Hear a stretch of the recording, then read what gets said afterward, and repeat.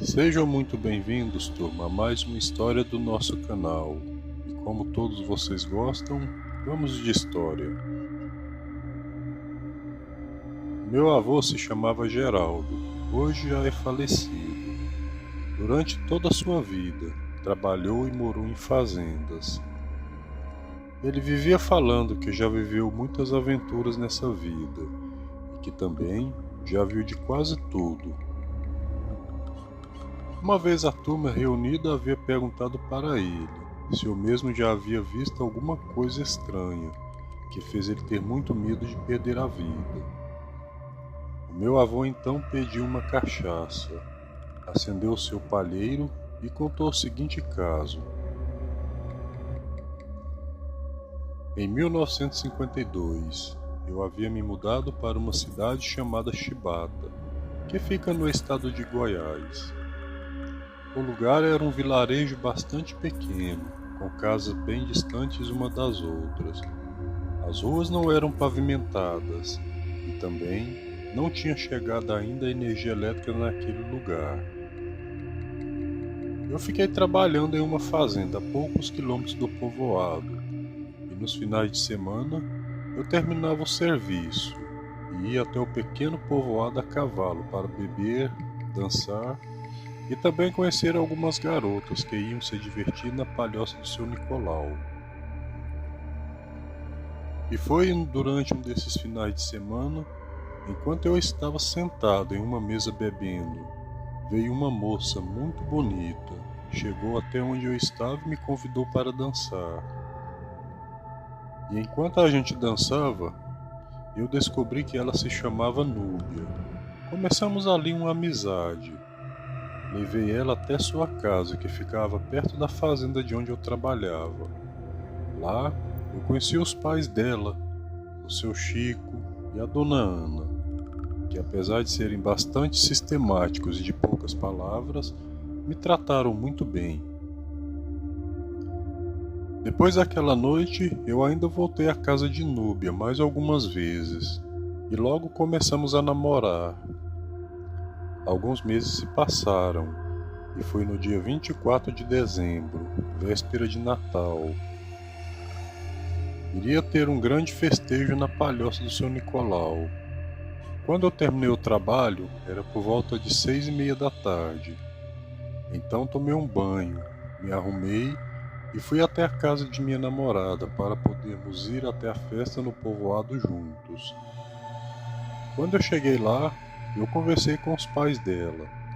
Então Dona Ana disse que sua filha não poderia sair aquela noite, pois a mesma havia pegado uma forte gripe e estava em tal estado que não poderia nem receber visitas. Achei aquela conversa muito esquisita. Então eu me despedi e fui embora para os festejos. Tudo correu muito bem na festa de Natal na Palhoça.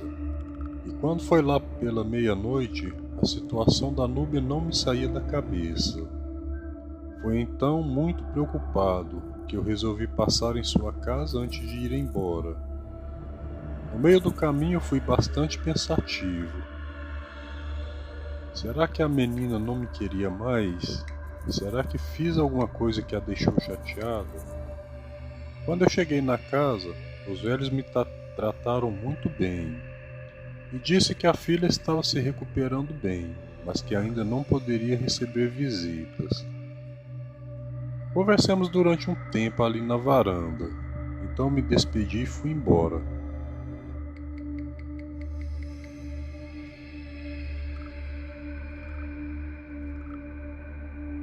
No caminho de volta, tinha uma trilha que fazia o caminho de casa ficar mais curto. A trilha era bem acidentada e passava por dentro da mata, que estava bastante escura. Ainda tinha um pouco de iluminação por conta da lua cheia. Quando eu cheguei no pé da grande barriguda, por dentro da mata eu vi um clarão que parecia ser uma grande bola de fogo.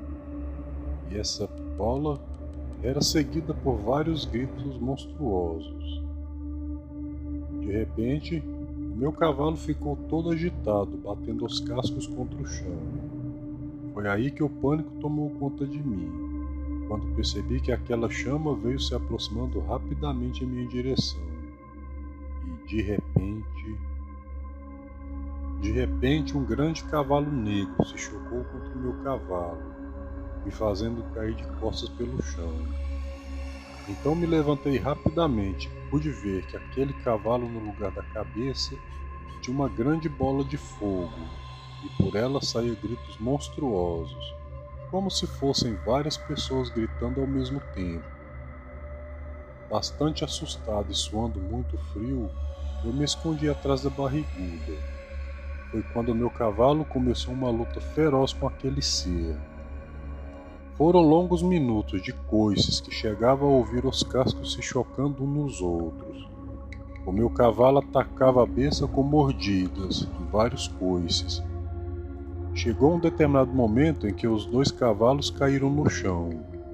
Então a besta se levantou rapidamente e saiu em disparada com aqueles gritos horrorosos, sumindo por completo na escuridão. Meu cavalo ficou bastante machucado e levou alguns dias para se recuperar. Eu fiquei alguns dias sem ir na casa de Núbio, e depois eu soube que a família tinha se mudado durante a madrugada, como se eles já estivessem fugindo de alguma coisa. Depois de muito tempo lá no pequeno povoado, as pessoas me falavam que eu era muito corajoso em ter namorado a filha de Dona Ana, pois a mesma, em determinadas épocas do ano, virava uma burrinha de padre. E essa foi a história, o dia em que meu cavalo me salvou da mula sem cabeça.